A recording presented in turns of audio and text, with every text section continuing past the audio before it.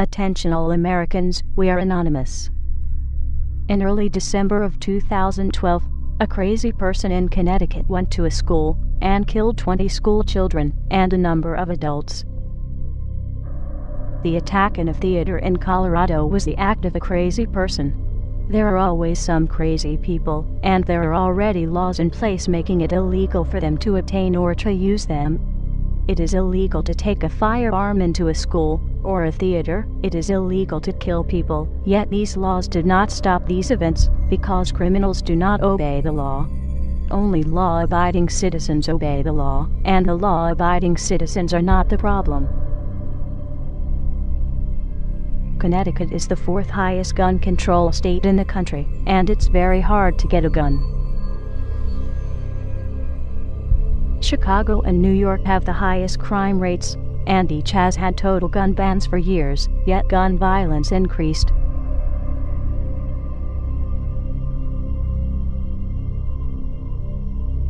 Mexico has a total gun ban for all citizens, but in the last 3 years, more than 55,000 people have been killed by guns because only the drug cartels and criminal government have them.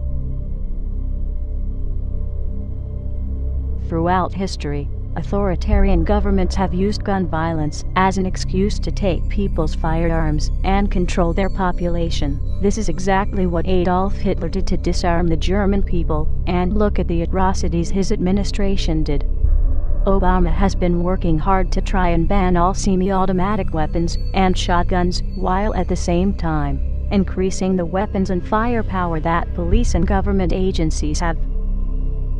Within minutes of the Connecticut shootings, politicians were on the state-run media saying it was time to get rid of the guns, and they will be talking about it for weeks to come.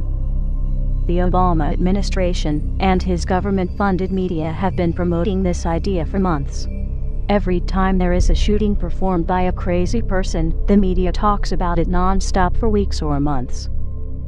But when there is an illegal or unlawful shooting by police that does not fit Obama's agenda, the story is barely mentioned, such as some of the following cases. August 2, 2012. Travis Carter was shot in the head while handcuffed in a patrol car in police custody. Police claim he hid the gun and shot himself, even though he already told his girlfriend they would go to a movie when he got out.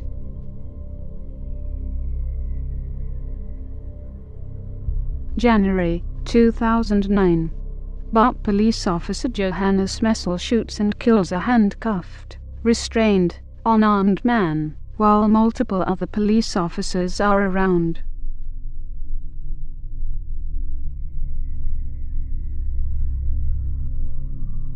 August 2012. A man at the Empire State Building has killed a co-worker, and the police showed up and unleashed a hail of gunfire at the man, killing him, and the police bullets also injured many pedestrians.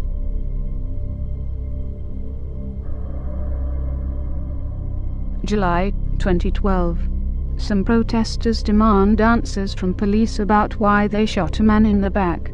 The police responded on the crowd of protesters that had many children under the age of 10, with rubber bullets and attack dogs.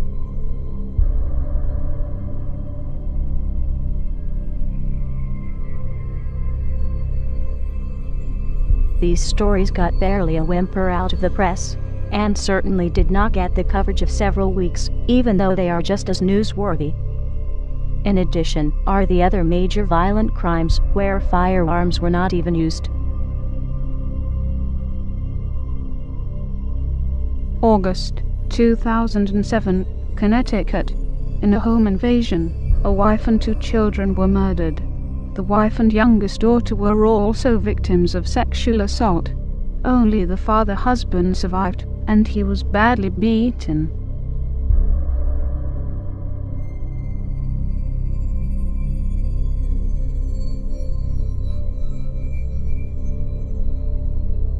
October 2012.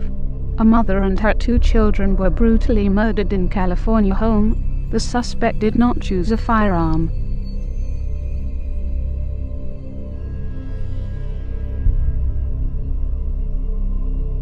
October 2012. 2 children were found stabbed to death when their mother returned home. The suspect was the children's nanny.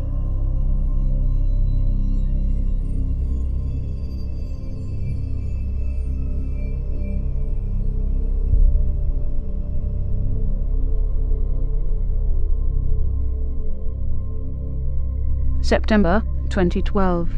Siblings' throat slit by intruder.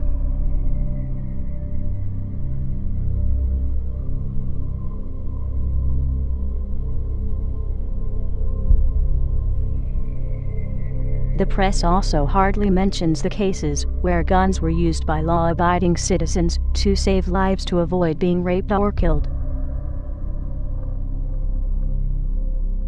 October 2012.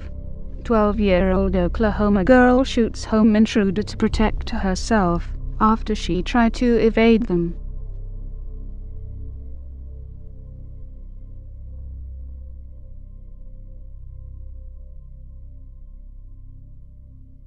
January 2012.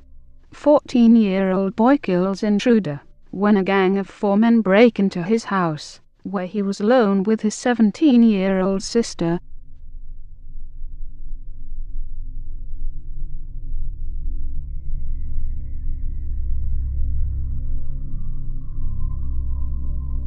Many would have you believe that guns are the cause of violence, but that is like saying fat people are obese because they have forks and spoons.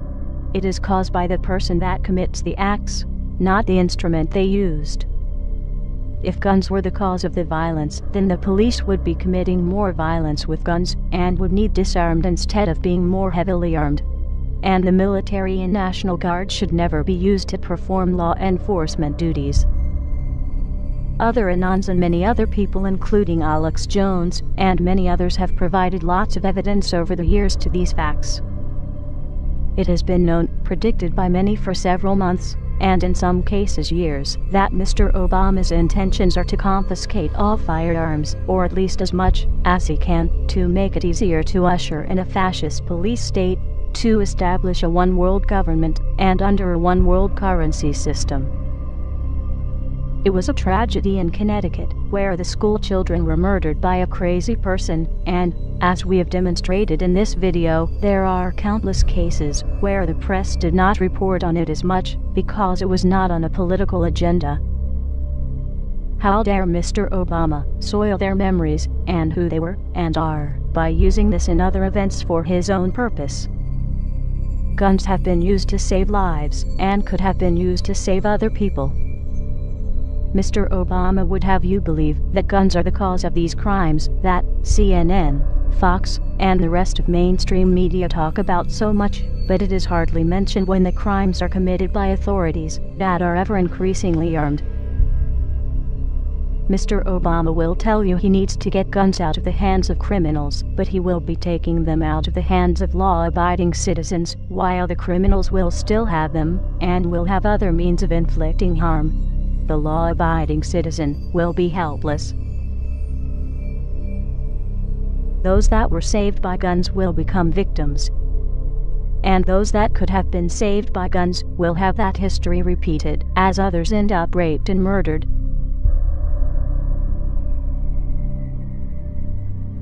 Mr. Obama, the Second Amendment of the U.S. Constitution does not talk about an army that is covered elsewhere in the Constitution. It does talk about a well-regulated militia, which is made up of civilians with their own weapons. The Second Amendment of the U.S. Constitution does not talk about protecting government or government resources, but it does talk about being necessary for the security of the free state. The Second Amendment of the U.S. Constitution does not say a single word about hunting or sport, but it does say, "The people's right to keep and bear arms shall not be infringed." To the American people, as many laws have been banning firearms in cities such as Chicago, New York, and Washington, D.C., have been implemented, and, as the courts get them, they are now being overthrown as unconstitutional. Even if they were not ruled on, they are an infringement to your Second Amendment rights, and you have no obligation to obey it, and the courts have no obligation to enforce it. No one is bound to obey an unconstitutional law, and no courts are bound to enforce it. Mr. Obama, as the chief law enforcement officer of the country, you are responsible for the conduct of those under your command. There will be no further tolerance of any of the following: any act to infringe on any of the Bill of Rights, as identified in the U.S. Constitution; any act to seize or locate any firearms or ammunition; any act to control the ownership of firearms or ammunition; any act to control the manufacturing or sales of firearms or ammunition; any act to document ownership, purchases, or attempts to purchase firearms or ammunition; any act to deploy or stage for deployment any military forces or government employees or agents thereof, for the purpose of asserting control over the population, or the rights of the people, or the states, as defined in the U.S. Constitution, such as would be used in martial law; any act to write, form, negotiate, enter into, or comply with any international treaty that would or could do any of the points mentioned previously. Reed versus Covert, 354 U.S. 1, 1957. Treaties do not confer powers not authorized by Constitution.